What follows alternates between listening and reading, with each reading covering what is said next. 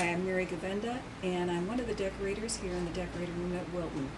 Today I'm going to show you how to ice a real pillow cake.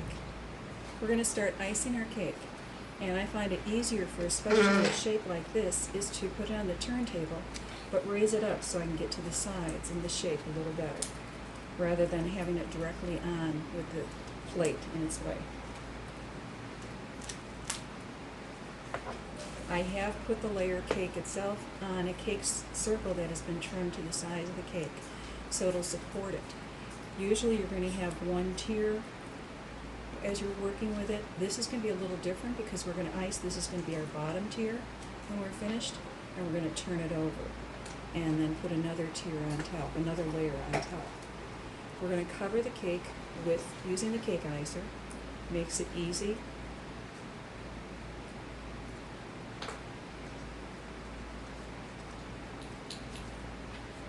And don't worry if you're not a left-handed person. A right-handed person can do this too.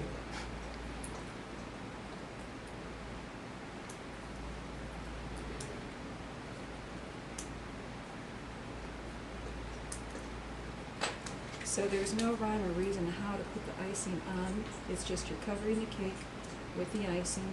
Using the cake icer, it's going to give you an even width of icing, an even thickness as you go along.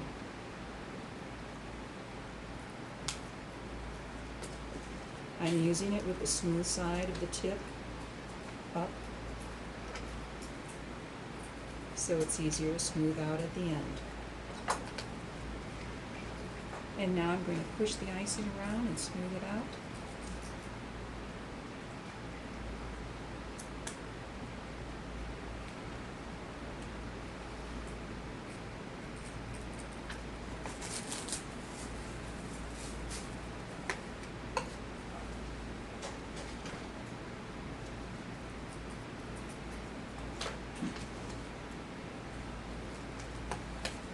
Scrape off the excess off your spatula when you go back to smooth again. If you leave it on, it acts as a magnet and pulls the icing apart. You can pull it right off the cake if you're not careful.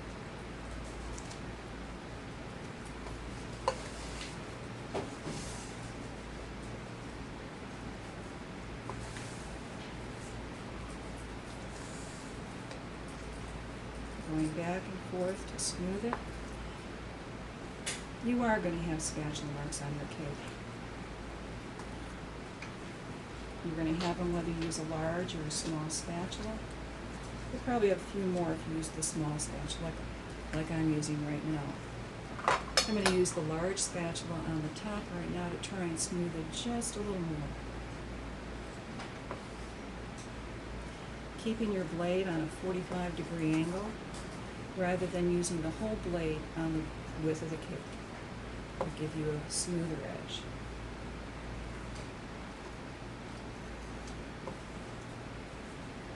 Scrape off any off the bottom. Have a cleaner edge, and it's probably easier to grab the small spatula for that.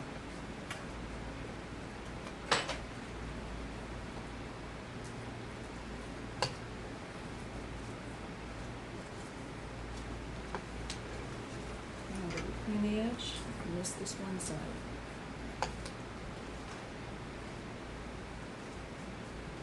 Now we can let this cake rest about 10 to 15 minutes until the icing is dry to the touch.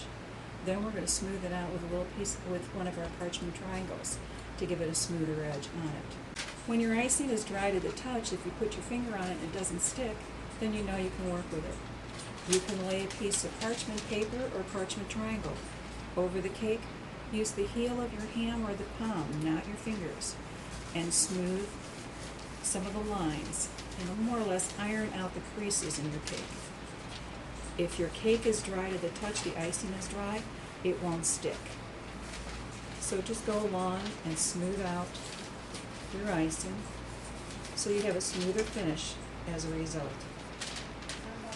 Now to put the second half on, we're going to have to turn this cake over. This is now going to be our bottom of our tier, and depending on what you're going to do, are you stacking your cake or are you just putting on a finished board? If you're putting on a finished board, we have a board already covered with foil, Center it as much as you can, and then take it and turn it over. Now we're ready to work with it. Being it's going to be higher, I'm going to remove my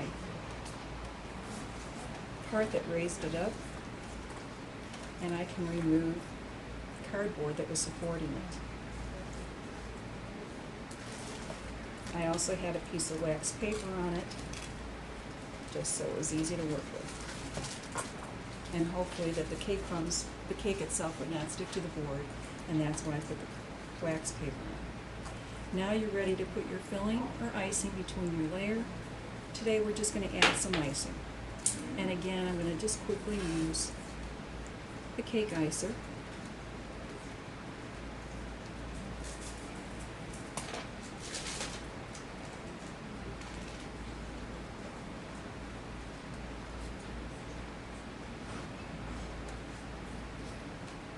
And I'm out of icing, just need to reload.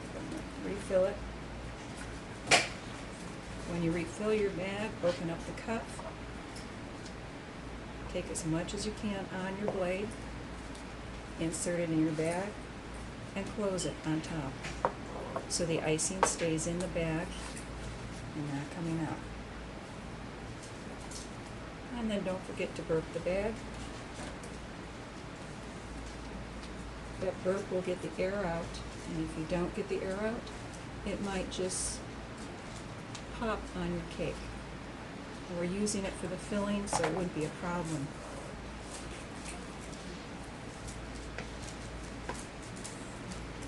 And I'm just going to smooth this out and blend it.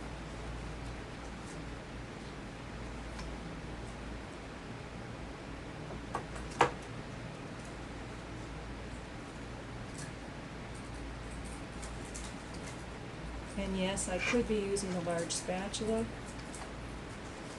but I grabbed the small one.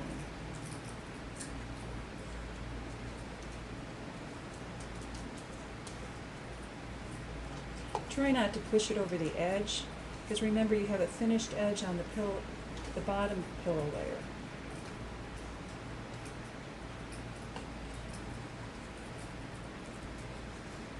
And now we're ready to add the top tier, not tier, but top layer to make the full pillow. We're going to turn it over on a board, remove the top,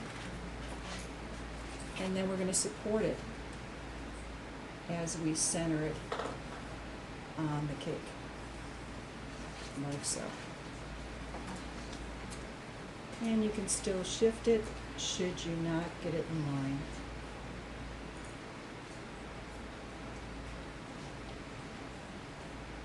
Like so.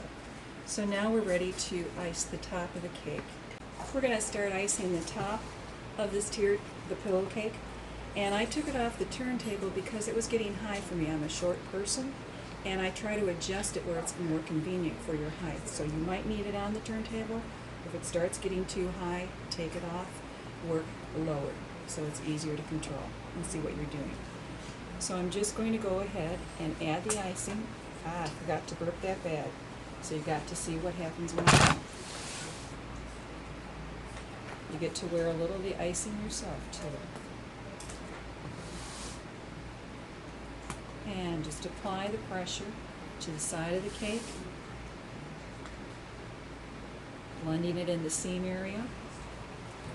And we're out of icing again, and we're going to grab the other bag that we've got, and again, add it to the top.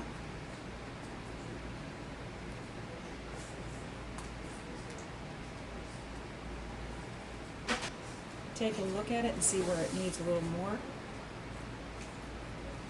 Don't worry about if you put too much icing in the beginning, because you can always smooth it out and take away the excess.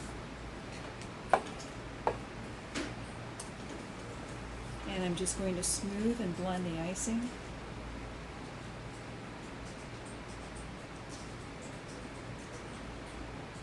To the side of the cake, covering the seam at the same time. Push your icing around where you need it, holding your blade on a 45-degree angle.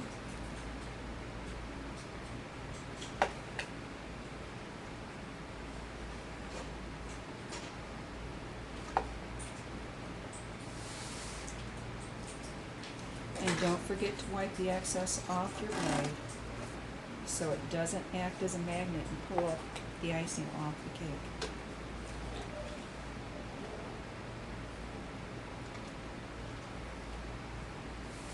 Remember, when you're icing your pillow, you want it to go in the indents of the pillow shape and follow it along. Don't fill up that area with icing. You'll lose the shape if you do. That's why the cake icer comes in handy.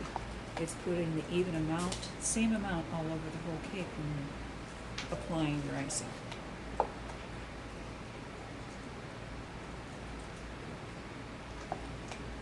I'm going to switch to the large blade so it covers more surface at once. And it can tip over your can.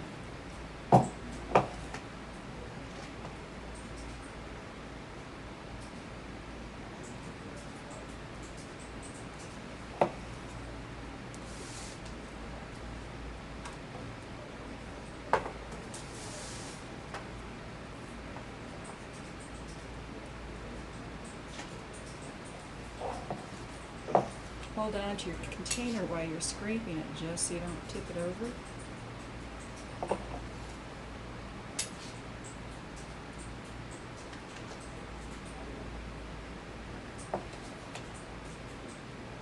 And then just smooth it down.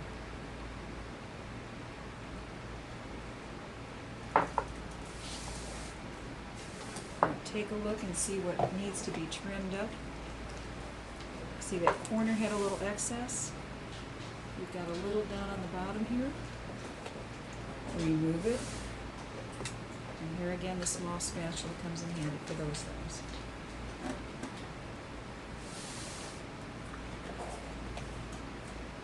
So you have a cleaner edge at the seam.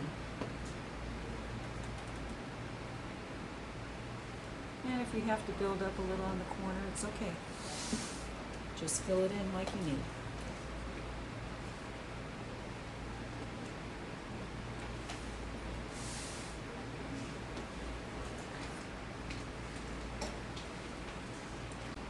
Now here we finished icing it. We're still waiting to smooth it out. But at this stage, this is when you can plan ahead and finish the decorations however you want on your own pillow. Whether you're putting fondant trim on it, whether you're adding design and different techniques. But it's ready for you to decorate and create your own pillow cake.